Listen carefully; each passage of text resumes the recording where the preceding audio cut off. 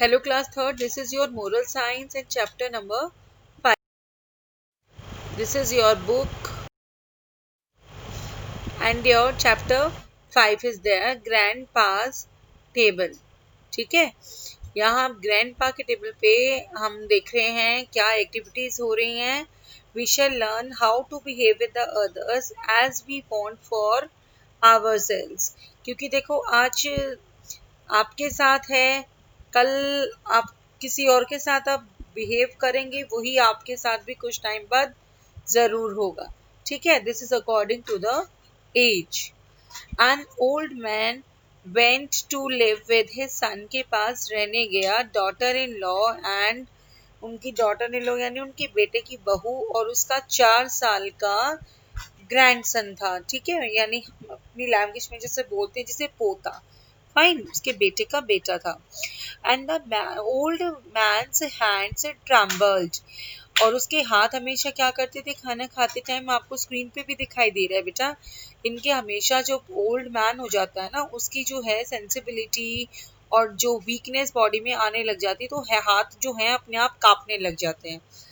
And his I site was blood, और उनकी नज़र में भी कमजोरी आ गई थी, कम दिखता था उनको, धुंधला दिखता था. एंड हिज स्टेप फेल्टर्ड, फेल्टर्ड का मतलब होता है लड़खड़ाना, यानी वो स्टिल नहीं खड़े हो पाते थे, उनके पैर डर कंपनी रहती थी उनके में, कंपन नहीं होता जो, ठीक है. And the family ate together at the table पे खाती थी, but the elderly grandfather's shaky hands and failing sight made eating difficult, क्योंकि वो अब कम देख पाते थे, उनके हाथ हिलते रहते थे, कांपते रहते थे, तो उनके लिए जो ग्रैंड हमारे फादर्स हैं, वो उनके लिए अपने आप खुद से खाना खाना बहुत ही मुश्किल हो रहा था. Peas rolled off his spoon on to the floor, और जैसे वो पीस उसको रोल करता था, वो स्पून से निकल के फ्लोर पे गिर जाते थे. When he grasped the glass of milk spilled on the table cloth पे गिर जाता था, जैसे ही वो दूध पीता था हाथ से कांप के वो गिर के टेबल की क्लॉथ पे गिर जाता था दूध. And the son and daughter in law became irritated हो चुके थे अब उससे विद द मेस से. And we must do something about the grandfather said the son, बेटे ने अब क्या बोला कि हमें मुझे अपने पापा का कुछ करना पड़ेगा, हम बहुत परेशान हो चुके हैं. I have had enough of his spilled milk से, नॉइजी बहुत शोर कर करके वो खाना खाते हैं उससे, और जो वो बार बार खाना गिराते रहते हैं फ्लोर पे, मैं बहुत परेशान हो चुका हूँ. So the husband and the wife set a small table पे खाते थे अलग से कॉर्नर पे, देयर जहाँ पर उसके फादर अलोन बैठ के खाना खाते थे, alone the rest of the family enjoy करती थी डिनर को. Since the grandfather had broken a dish को, और या दो भी तोड़ देते थे कई बार. The food was served in a wooden bowl में उनको खाना दिया जाता था, क्योंकि वो कटोरी वगैरह भी जो भी उनको खाना देते थे वो टूट जाता था गिर के bowl.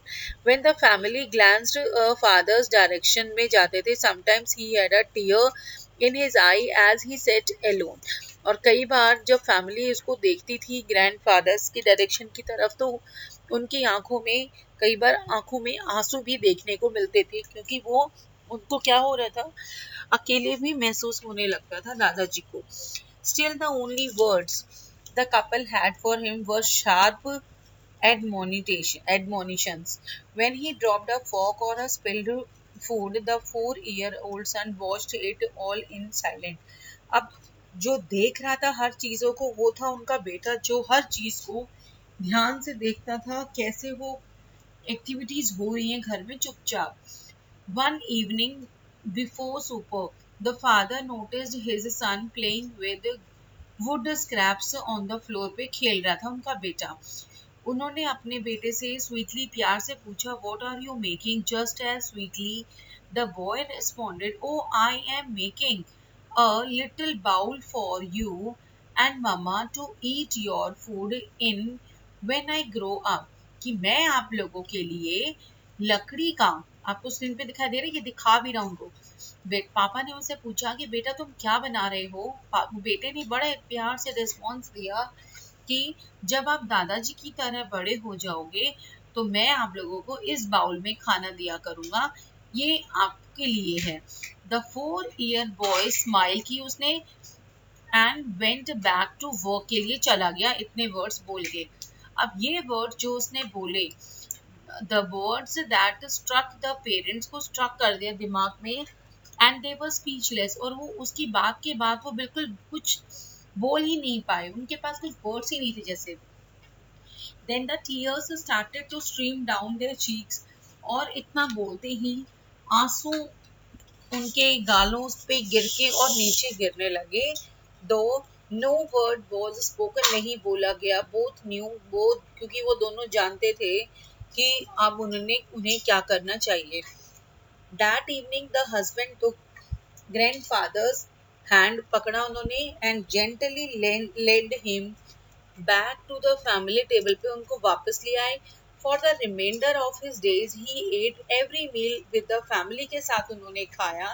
And for some reason, अब किसी रीजन से क्या हुआ, neither husband nor wife seemed to care any longer when a fork was dropped, हो जाता था कोई बात नहीं, दूध गिर जाता था डोंट वरी, या टेबल क्लॉथ भी अगर खराब हो रहा था तो उन्होंने इरिटेशन वाली फीलिंग लानी अब छोड़ दी थी, just because of his son. Okay, it was very nice story, क्योंकि ये जो बुढ़ापा है किसी के साथ भी, हर किसी इंसान के लाइफ में आएगा कुछ टाइम के बाद, तो हमें ऐसे में ऐसा बिहेव नहीं करना चाहिए जैसा ये हस्बैंड वाइफ कर रहे थे। ठीक है class? As you can see beta, this is your answer key of question number A, B and C you have to do by your own self, and D question is your question answer are there. An old man dash dash old grandson, ये जो dash dash की place पे आप अपने lesson से find out करेंगे, इन words को आप यहाँ पे कंप्लीट करेंगे। ओके, सेकेंड आंसर में भी and third and fourth answer भी आपको कंप्लीट करने हैं सभी। ठीक है, अपनी बुक से ही मिलेंगे आपको ये वर्ड्स, ठीक है, और अपनी बुक से ही इनको कंप्लीट करना है आपको। Okay class? And question number E, first answer and second answer is on your screen, और आपको कंप्लीट करना है यहाँ तक अपनी बुक्स में एंड नोटबुक्स में भी। Okay class?